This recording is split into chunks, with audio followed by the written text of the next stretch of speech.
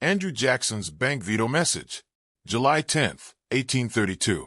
To the Senate of the United States, the bill to modify and continue the act entitled, An Act to Incorporate the Subscribers to the Bank of the United States, was presented to me on the 4th day of July last. Having considered it with that solemn regard to the principles of the Constitution, which the day was calculated to inspire, and come to the conclusion that it ought not to become a law, I herewith return it to the Senate, in which it originated, with my objections.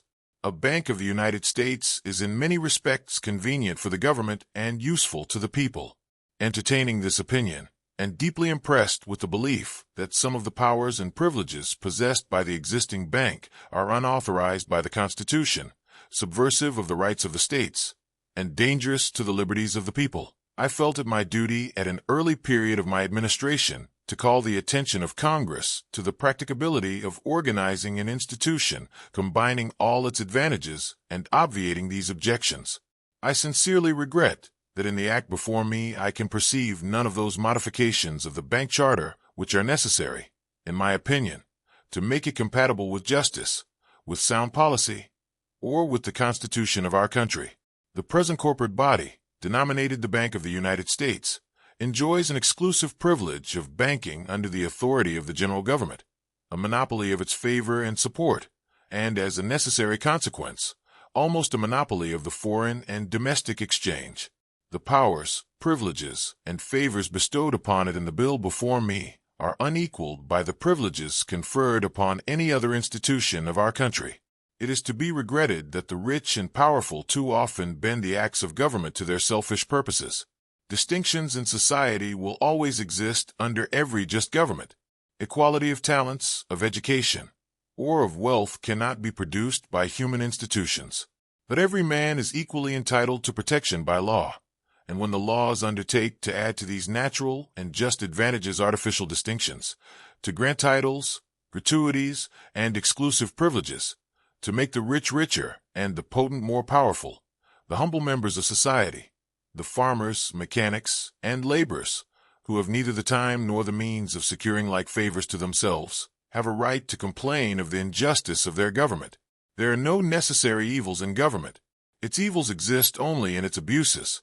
If it would confine itself to equal protection, and as heaven does its rains, shower its favors alike on the high and the low, the rich and the poor, it would be an unqualified blessing.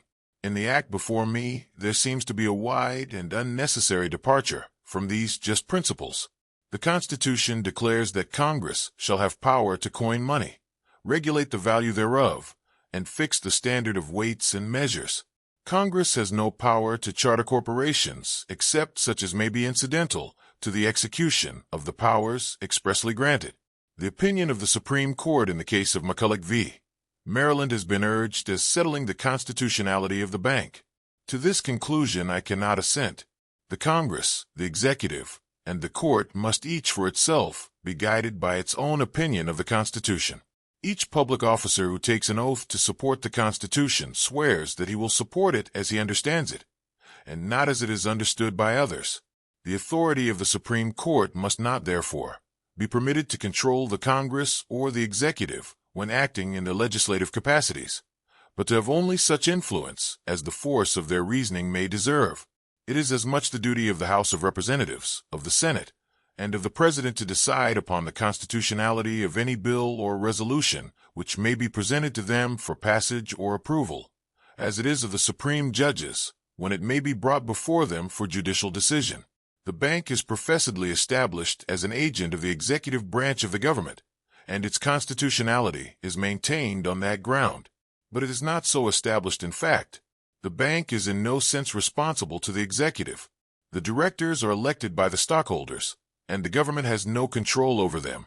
It is easy to conceive that great evils to our country and its institutions might flow from such a concentration of power in the hands of a few men irresponsible to the people.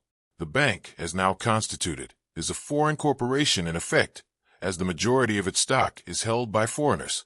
Should the stock be transferred to foreign hands, the banking power of the country would pass into foreign hands also. If we must have a bank, it should be purely American, owned by our own citizens, and subject to our own laws. It is urged that the bank is necessary to sustain public credit and preserve a sound currency.